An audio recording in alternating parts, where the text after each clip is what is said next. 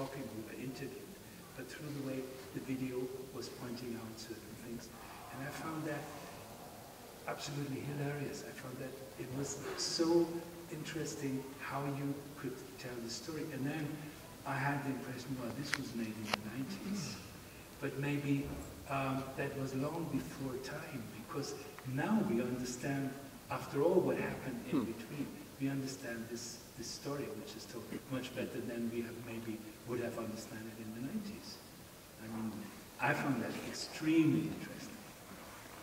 Well, first of all, the video artist Beryl Corot is responsible for half the piece, so she should be here because without her, there is no piece. I simply did the music, she completely did the video. She had been doing video like that years and years before that. Her work has been in Documenta here in Germany, and it's been at Leo Castelli Gallery in New York and the Whitney Museum. Right now she's artist in residence in Dartmouth. That's why she's not wasn't here for this performance. The story of the cave is about 4,000 years old. It's in Genesis, and it's been of interest to people for 4,000 years, so I think it may go on a little bit longer. But now it has taken on other meanings in our time for obvious reasons that you're all aware of. When we made the piece, it was in the 90s, and the first Gulf War was going on, the one against Saddam Hussein. And a lot of people said to us, oh, get it ready fast because it's so topical. And we said, no, we're not ready, we'll be ready soon, and it'll be topical enough. And so Saddam Hussein was killed, and the situation has continued, unfortunately. And so the piece takes on meaning. But it's a classic story. An old man and an old woman, and they can't have a child. And they want a child. So and this is in the Middle Bronze Age, in terms of world history, around 1800 BCE. And that period of time, and you can see statues like this if you go to museums, the woman of the house would have a servant who she would say, you have the child for me. And you'd see a picture of the woman like this, and the servant sitting next to her, and the child coming out of the servant. And to indicate that it was like both of their child. And that was the birth of Ishmael. Then miraculously, Sarah, at the age of 99, God comes and says, she's going to have a child, and she laughs. So Isaac's name, when Isaac is born, his name in Yitzhak, in Hebrew, means he will laugh. All names in the Bible mean something. Here you have a family, old woman, old man, can't have a child. The surrogate mother, we would say, was an Egyptian servant to the lady of the house, has a child. Then the woman of the house has a child, and the child grows up, and the older child, Ishmael, is a little jealous, and Sarah sees this and wants to get rid of the mother and the child.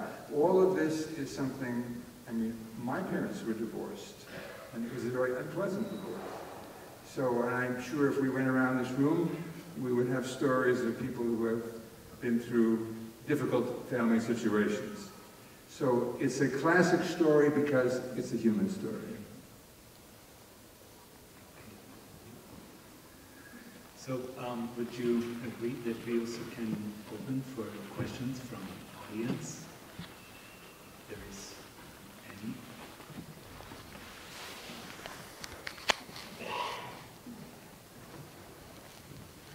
Seems everybody. There is a.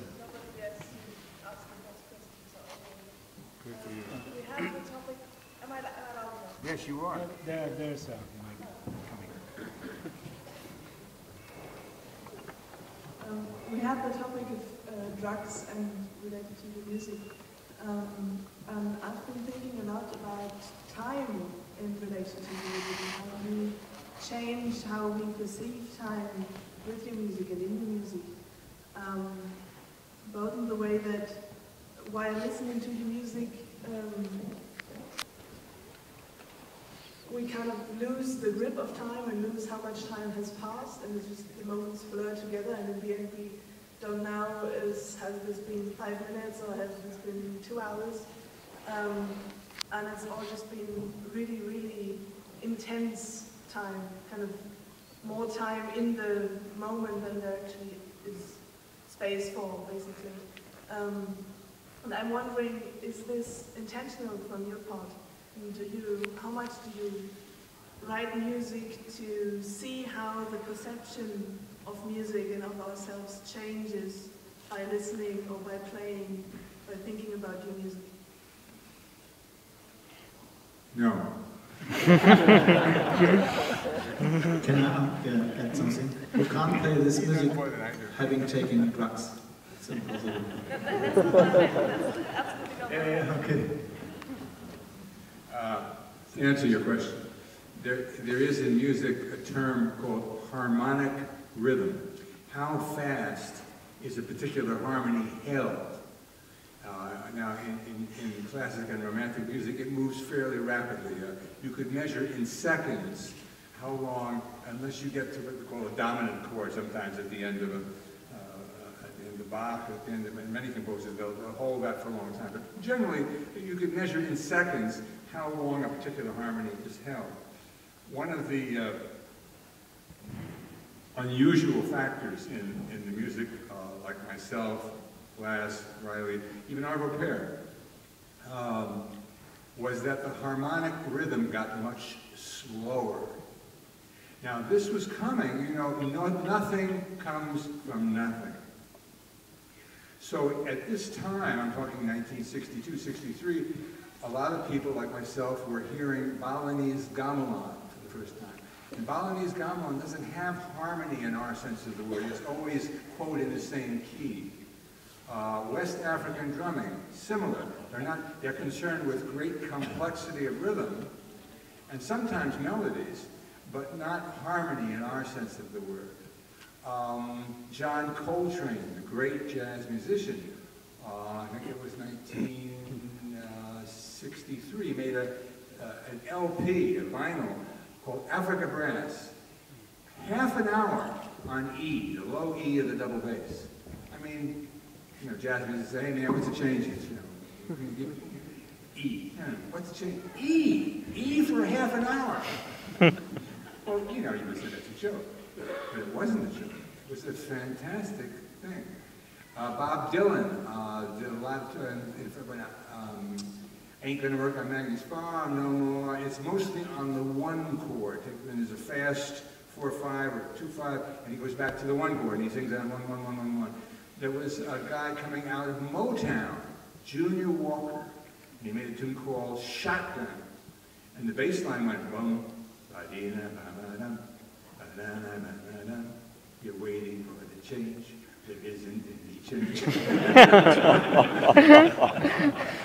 All popular tunes are A, B, A, and the B is another, you know, harmonic, some sort of harmonic tune. So at that point, around the world, from non-Western music, from jazz, from Motown, from Bob Dylan, we're coming this harmonic stasis, stay put longer on one chord. And I think that's why this kind of music arose at that time. It's in the air. Things really happen because they're in the air. And if you have your antenna up, then you get those stations. We actually wanted to invite for this festival Indonesian gamelan orchestra playing music from Steve Reich. No. That's what they wanted to do, but in the end we couldn't afford doing that. They're a big group. So, there's one more question. As somebody who spent his adolescence listening to Come Out and It's Gonna Rain and four organs over and over and over again, I understand perfectly well that you can't take drugs and play it, but you can certainly take drugs and listen to it.